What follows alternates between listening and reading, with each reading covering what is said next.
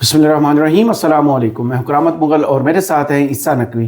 نقوی صاحب، اگر D dollarisation ہو جاتی ہے، اگر پیٹرو یوان ہو جاتا ہے، اگر ایران اس مقصد میں کامیاب ہو جاتا ہے جس کو چائنا ولنگلی ویلکم کرے گا، اور ایران کے اس مطالبے پر عمل درآمد کے لیے بیک اینڈ پر رہتے ہوئے خفیہ طریقے سے یا سامنے آ کر ایران کے مطالبات کو سپورٹ کرتا رہے گا، انہوں نے دیکھیں یعنی کہ جسے کہتے ہیں نا کہ وہ دو نالی بندوق اور دونوں کا دو یعنی کہ ایک تیر سے جو ہے نا وہ ڈبل شکار جو ہے وہ کیا ہے کہ ایک طرف امریکہ کو ہرٹ کر رہے ہیں، دوسری طرف چائنا جو ہے اس کی مکمل حمایت ویسے بھی موجود تھی، لیکن اب تو ان کا ایک بہت بڑی جسے کہتے ہیں نا انسینٹیو ایڈ ہو گیا۔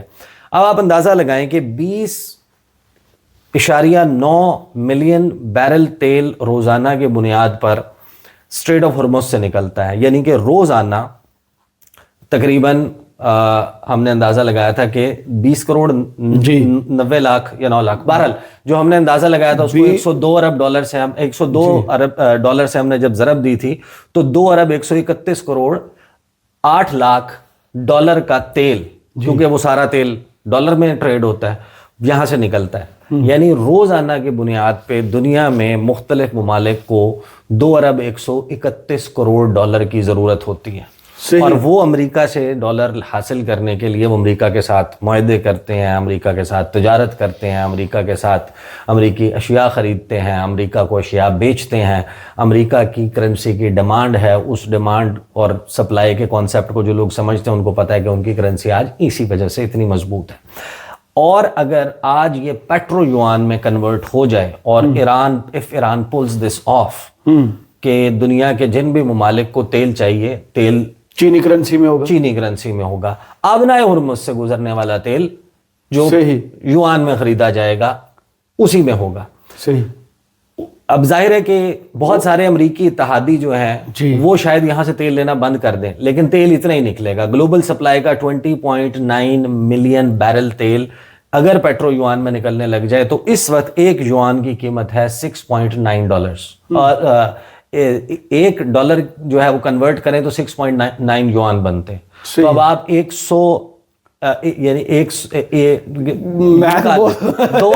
2 ارب 131 کروڑ ڈالر کو جب آپ ضرب دیتے ہیں اس سے، تو میرا خیال ہے کہ 14 ارب یوان بنتے ہیں۔ صحیح۔ اگر ڈیلی اس دنیا میں لوگوں کو 14 ارب یوان چاہیے، 14 ارب یوان کے لیے وہ چائنا کے ساتھ معاہدے کریں گے، چائنا کے ساتھ ٹریڈ کریں گے، چائنیز کرنسی کی ڈیمانڈ ہوگی، چائنا کی معیشت، چائنا کا جو گروتھ ہے اور چائنا کی کرنسی کی مضبوطی کا مطلب ہے کہ اس کی گلوبل ڈومیننس، صحیح، اس کو سپر پاور بننے سے کوئی نہیں روک سکتا۔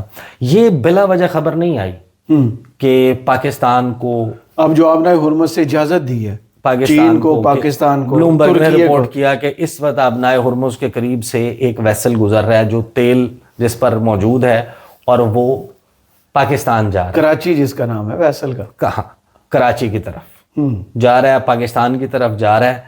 انڈیا کو اجازت دی اور چائنا کو 11.9 ملین بیرل تیل دے دیا۔ اس کے 2 میسیجز ہیں، 2 وجوہات ہیں۔ ظاہر ہے کہ یہ سوال موجود ہے کہ انڈیا نے ایران کی حمایت نہیں کی، انڈیا کے پانیوں سے نکلا ہوا ایرانی جہاز امریکہ نے تباہ کر دیا، اس کے باوجود ایران جو ہے وہ انڈیا کے اوپر یہ عنایت کیوں کر رہا ہے؟ انڈیا کے ساتھ تو انہیں غصہ ہونا چاہیے، انڈیا کو تو سپلائی روک دینی چاہیے۔ امریکہ نے اجازت دی نا رشیا سے خرید لو، پہلے پابندی لگائی، پھر کیا تم خریدو ہم تم سے خرید لیں گے۔ وہ بھی ایران کو فیور کرتا ہے، وہ معاملہ بھی ایران کو فیور کرتا ہے، لیکن یہاں پر معاملہ یہ ہے کہ انڈیا جتنی بڑی مارکیٹ ہے، اور اگر آپ نے ڈی ڈالرائزیشن پر جانا ہے، اگر آپ نے پیٹرو ڈالر جو ہے اس کا مقابلہ کرنا ہے، آپ نے پیٹرو یوان جو ہے اس کی طرف یا برکس کو ایکٹیویٹ کرنا ہے اور آپ نے اس معاملے کو جو ہے وہ آگے لے کر چلنا ہے، تو اس کے لیے آپ کو انڈیا جیسی بڑے کسٹمر کی، انڈیا جتنے بڑے کنزیومر کی، انڈیا جتنی بڑی مارکیٹ کی ضرورت ہے۔ صحیح۔ اور برکس میں ظاہر ہے کہ برازیل، انڈیا، چائنا، اور اب وہ ظاہر ہے کہ گرو کر کے اس کے دیگر ممبرز آ رہے ہیں، تو اس کی وجہ سے یہ انڈیا کے ساتھ کر رہے ہیں۔ پاکستان کو، چائنا کو، انڈیا کو اسٹریٹ آف ہرمز سے آئل کی سپلائی کا ایک میسج اور وہ میسج یہ ہے کہ آئی ایم دا باس۔ صحیح۔ ایران نے یہ بتایا ہے کہ I am in charge and I am in control of street of Hormuz. صحیح۔ ایسا نہیں ہے کہ یہاں پر ایک تو یہ میسج ہے نا کہ امریکہ اور اس کے اتحادیوں کا کوئی کنٹرول نہیں ہے صحیح. یہاں پر. دوسرا یہ میسج ہے کہ میرا مائٹ بھی میرے پاس ہی ہے کہ جس کو میں چاہوں گا وہ گزرے گا, جس کو میں نہیں چاہوں گا وہ نہیں گزرے گا. اسی وجہ سے یہ سارا چل رہا ہے. باقی ظاہر ہے کہ اس وقت جو جنگ کا منظرنامہ ہے اس میں بغداد پر ایک میزائل بھی جا کے گرا. اچھا, یہ میزائل کیسے گرا؟ 24 گھنٹے پہلے خبر آتی ہے, اور آپ کو میں بتاؤں بغداد جو ہے, اور وہاں پر یورپی یونین کے آفس ایک ہوٹل کے اندر موجود تھا. اچھا, امریکہ جو ہے اس کے ظاہر ہے کہ پوری دنیا میں سفارت خانے موجود ہیں, اس کے اڈے موجود ہیں, اس کے سیف ہاؤسز موجود ہیں, اس کے ٹارچر سیلز موجود ہیں, اس کے ڈیٹینشن سیلز موجود ہیں, اس کے مختلف آپریٹرز, اس کے ایجنٹس, اس کے لوگ جو ہیں وہ کام کرتے ہیں ان کے لیے, اور اسی بنیاد کے اوپر امریکہ اس پوری دنیا کے اوپر کنٹرول کرتا ہے. لیکن دنیا میں جو سب سے بڑا سفارت خانہ ہے امریکہ کا, پاکستان میں نہیں, بغداد میں. اچھا, عراق میں امریکہ کا دنیا کا سب سے بڑا سفارت خانہ, پاکستان میں دنیا میں دوسرے نمبر پہ سب سے بڑا سفارت خانہ ہے. اچھا, عراق کا سفارت خانہ مڈل ایسٹ کو کنٹرول کرنے کے لیے, اور پاکستان کے سفارت خانے کی گروتھ جب افغانستان کے اوپر 9/11 کے بعد, اس کے بعد پاکستان میں سفارت خانہ, یہاں پر جتنے ان کے سٹاف ہے وہ اس کی بنیاد کے اوپر آیا تھا. ظاہر ہے کہ پھر چائنا بھی ہے قرب میں ہی, انڈیا بھی ہے, افغانستان بھی ہے, تو اس ریجن میں بھی جو ہے وہ ان کی بڑی پریزنس ہے. 24 گھنٹے پہلے خبر آتی ہے جس کو شاید تھوڑا سا لائٹلی لیا گیا, پہلے ریڈار اڑایا جاتا ہے. جی, بغداد میں امریکی سفارت خانے کے ریڈار کے تباہ ہونے کی خبر آتی ہے. صحیح. اور اس کے 24 گھنٹے کے بعد اب یہ خبر آ رہی ہے کہ وہاں پر حملہ ہوا ہے, میزائل جا کے لگا ہے, اور روسی خبر رساں ادارے یہ کلیم کر رہے ہیں کہ غالباً 10 امریکی فوجی جو ہیں ان کے مارے جانے کی اطلاع ہے. اب امریکہ ظاہر ہے کہ ڈونلڈ ٹرمپ اس سے پہلے 6 وہ جو C-135 جو ریفیلنگ والا تھا اس میں مارے گئے, اور ایک بہت ہی جسے کہتے ہیں نا کہ ہیوی قسم کی سینسرشپ اسرائیل نے بھی کی ہوئی ہے, امریکہ نے بھی کی ہوئی ہے. اپنے لاسز, ہمارے ہاں تو ہے ہی ہے, اپنے لاسز چھپائے جا رہے ہیں. ان لاسز چھپانے کے پیچھے ساری سائنس یہ ہے کہ دیکھیں, اگر امریکی لاسز اسی طریقے سے جیسے ہو رہے ہیں وہ پورٹرے ہونے لگ جائیں تو داخلی سطح کے اوپر ڈونلڈ ٹرمپ جو ہے اس کے لیے اس جنگ کو, ہی تو میڈیا سے انہوں نے متھا لگایا ہے کہ بھائی CNN محب وطن نہیں ہے. ہاں, وہ محب وطن کوئی بھی نہیں ہے. اب ایکزیوز کیا لکھا ہے, بیہائنڈ دا کرٹن, یعنی پردے کے پیچھے کیا کہانی چل رہی ہے. The Iran war is the first time Trump's style has made it impossible for him to easily talk improvise his way out. کہ وہ کسی کام میں پڑتا تھا, باتوں کے گنجل میں الجھا کر لوگوں کو چکنی چپڑی باتیں کر کے وہ درمیان میں اپنا وے آؤٹ نکال لیتا. بالکل ایسے ہی ہے. یہ پہلا موقع ہے کہ ہر وہ جملہ جو اس نے کہا ہے وہ ایک تھپڑ کے طور پر اس کے منہ پر آ کے لگا. صحیح. اس نے کہا کہ ہم نے ایران کی نیوی تباہ کر دی, ان کے 32 جہاز سے, پھر کہا 42 سے, پھر کہا 52 تھے, سارے کے سارے زمین سمندر کی تہ میں جا چکے ہیں. تو پھر اسٹریٹ آف ہرمز کس کے پاس ہے؟ وہاں پر ان کی جو جہاں چین سے بھی مدد مانگی, فرانس سے مانگی, برطانیہ سے مانگی کہ بھائی آؤ میری مدد کرو, سب نے ہاتھ جھٹک دیا کہ تم تو دنیا کی طاقتور نیوی والے ہو. ہاں, یہ ایک علیحدہ سبجیکٹ ہے, یہ پھر ایک علیحدہ سے سبجیکٹ ہے.